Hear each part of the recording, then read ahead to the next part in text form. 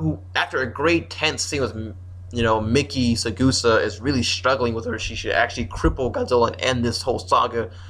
But of course, acting under orders and knowing it's for the greater good at the time, she goes through with it and cripples Godzilla.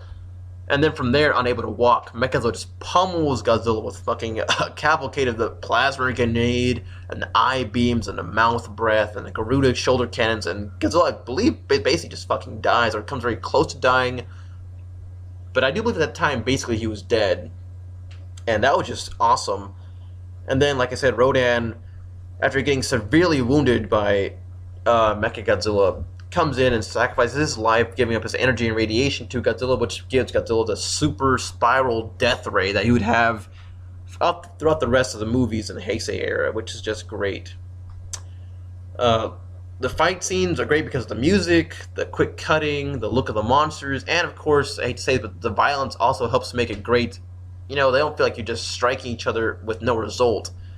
We see Godzilla bleed. We see Rodan take a humongous beating in his chest from the plasma grenade from MechaGodzilla's stomach. That was awesome. Really feel sorry for Rodan taking that much damage. And then, of course, MechaGodzilla loses an eye, and it's just great. The fights are savage, and some of the best out of the freaking franchise to me. Something, once again, the Millennium series, like the Kiryu films, really missed out on. You have a chance to make the fights gritty, do it. I know kids are entertained with these movies, but I hate to say this, but violence, it helps add an edge to a fight in any movie, whether it be humans or monsters fighting. That helps. So to know that Godzilla and Rodan were in mortal danger, it makes it, the fights that much better. And a lot of opportunities missed out in the Kiryu films, where it's just a lot of shooting and tossing each other back and forth, which are great. Don't get me wrong; those have great fights too, but these are better to me just for that alone. So, like I said, I already covered the fights and a lot of human characters, I think, were excellently done. And the score, it always makes you debate back and forth which Heisei score is the best. And to this day, I still want to go with this one, even though don't get me wrong, Godzilla vs. Destroyer. I'm getting too excited. Godzilla vs. Destroyer had one of the greatest Ifukube scores ever, especially that ending piece. But this had so many different moves to it. It was just awesome. We have Godzilla's theme, which is great. I mean, this was the first Heisei movie because the first few Heisei movies, even Godzilla Biollante, which wasn't even scored by Ifukube, but they paid so much tribute that basically every time Godzilla was on screen, you heard his score. Dun dun dun dun dun dun dun dun dun dun dun dun dun dun dun, which is great. It's fantastic. But what was great about this one, they changed it around. You only hear that theme one time in this movie, because Ifukube was such a genius. You only hear it once, that's when Godzilla's basically kicking the shit out of MechaGodzilla, which is just fantastic. You hear that music and it's on. No, for the majority of the movie, they rely on the theme that we heard in Mothra vs. Godzilla, surprisingly. That dun dun dun dun dun dun dun dun dun dun dun dun dun dun dun dun dun. And it is epic. It is so epic that Godzilla vs. Space Godzilla, which also wasn't scored by Ifukube, they actually brought that music back just for freaking Godzilla's entrance, which is kind of what made the movie bad, because once you hear that epic entrance for Godzilla's arrival, and then the rest of the movie plays a really subpar theme for Godzilla, not by Ifukube, so, they kind of squandered that. But yeah, that was just an epic piece of music right there. The music in the movie is so great. MechaGodzilla gets a new theme, which to me was fitting, because MechaGodzilla from the 70s had a really evil theme that Ifukube did for Terror of MechaGodzilla. That whole dun dun dun dun dun. It was calm, collective, and very angry. And MechaGodzilla was a great destroyer in that movie. But here, because he's a hero, he gets a new theme. And it sounds great. You hear for the main title that dun dun dun dun dun dun dun dun dun dun dun dun. I hate to keep humming all the themes, but that was just a great theme. Now you hear the pounding of the drums, doom doom doom doom doom, doom doom doom doom doom. Yeah, when you heard that theme when MechaGodzilla and Godzilla were fighting, it made it amazing. That was just awesome. And that's one of the reasons why I criticize Godzilla the game, because you could have had a chance to add so much epic music from the movies into the game that made the game that much better, but instead they went with really shitty music. But that's a whole other thing. And then of course they bring out Rodan's classic theme, the dun dun dun dun dun, and it's great. It has so much power to it.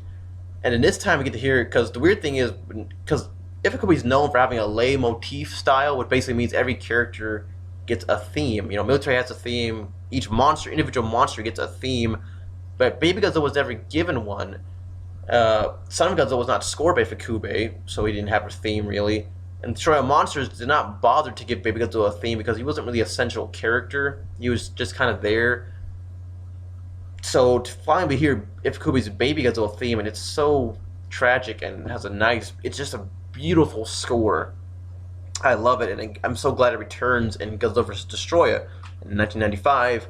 Whereas Little Godzilla, I should say, Little Godzilla's score theme and Space Godzilla movie was just awful, too cutesy and just bad. But yeah, there's so much, and I love. There's so much to talk about the music. They even have this. They use the eerie chorus because one of the. Oh, I guess I missed it in the plot. I guess there's. You're gonna hate this, but psychic plants who play a song. I guess I don't know how the fuck that works, but I'm not really. It doesn't bother me. I'm not even. I don't really care. The point is, the plants plays theme music, which is kind of central to the plot.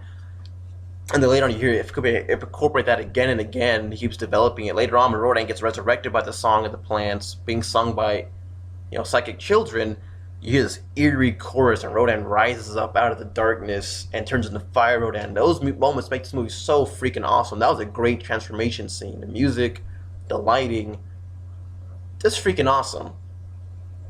And like I said, at the end, you hear Godzilla's epic battle theme, but at this time, they had a nice little drum added in there too. Doom, doom, doom, doom, doom, doom, and the Godzilla starts beating the shit out of MechaGodzilla, and it's just fantastic. This Godzilla score is one of the few that touched like basically all emotional levels. Scary, beautiful, fierce fighting going on. It's something that's usually not done by Ifukube, but the Heisei series, he really did do this a lot. Especially, he started with Godzilla vs. Mothra, he did a really great score as well. Godzilla vs. Destroy would also do this really well. Those are the highlights as far as music goes. I know Godzilla vs. Mothra, I criticized it in some ways, but it had a great fucking score. And this one, all the problems that Godzilla vs. Mothra had, this one improved upon, and the score was one of the best parts about it. It's just freaking amazing. As far as themes go, like I said, actual themes for the movie, like I said, the theme is simple. Life versus artificial life. MechaGodzilla's creation versus Godzilla. And of course, life comes out on top, but only because they work together. And it may sound almost cheesy, but that's the theme. I love that theme, Godzilla, Rodan, they were enemies for the majority of the movie, but they worked together, and, they triumph. And the humans as well, they work together. Kazuma grows up from being the kind of immature, lazy ass that he was at the beginning of the movie to an actual fighter, and he helps contribute and take down Godzilla.